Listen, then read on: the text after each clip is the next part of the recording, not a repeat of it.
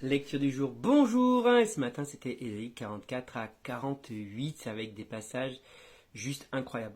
Incroyables, on a un renversement de situation depuis le début d'Ésaïe. Je ne sais pas si vous avez remarqué, mais au début d'Ésaïe il disait ce peuple en parlant d'Israël, et là il dit mon peuple maintenant, parce qu'il y a vraiment un switch et le temps du rejet est terminé et c'est le temps de la restauration et le temps du salut. Maintenant ça va prendre quelques temps malgré tout entre ce temps de au moment où Dieu parle de mon peuple et le temps de restauration, Dieu appelle à la restauration, le temps où cela s'accomplit, cela va prendre quelque temps. Et pour faire encore plus fort et pour montrer au peuple d'Israël qu'il est le vrai Dieu, parce que c'est son but, et je n'arrête pas de le dire depuis quelques chapitres, parce qu'on le sent vraiment, qu'il n'arrête pas de te dire tu sauras alors que je suis l'Éternel, le vrai Dieu.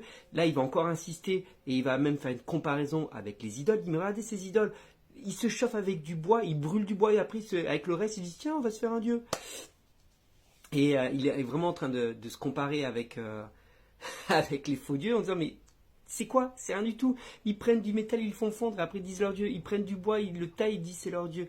Il dit moi je suis le vrai Dieu parce que je peux annoncer des choses qui s'accomplissent. Je peux annoncer et je vais vous le prouver. Il dit voilà j'appelle Cyrus. Cyrus, roi de Perse.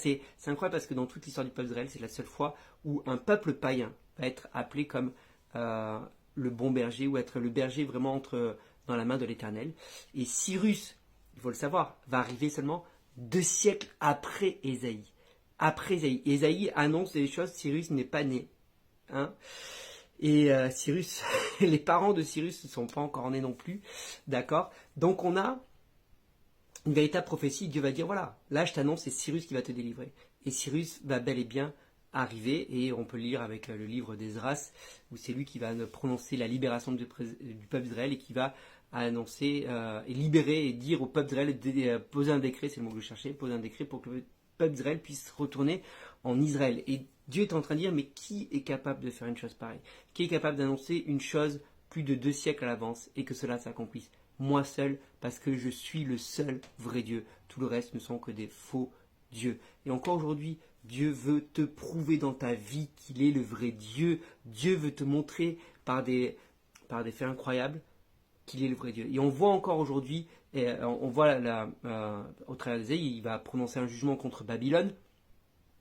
Il va dire, voilà, Babylone, je vais te rabaisser, je vais t'écraser. Et Babylone a été détruite et ne s'est jamais reconstruit. Jamais reconstruit.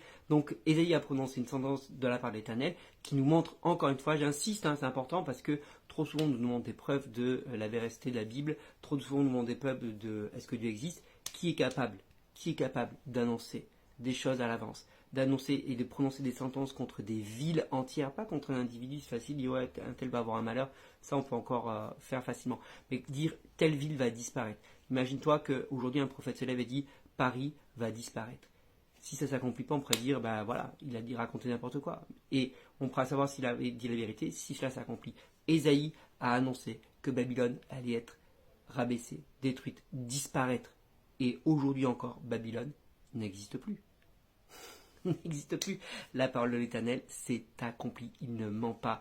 Il est le véritable Dieu. Ça paraît redondant un petit peu par rapport à ce que j'ai pu dire les jours précédents, mais c'est vraiment toute la démonstration d'Ésaïe. Chercher à prouver au peuple d'Israël qu'il est le seul vrai Dieu.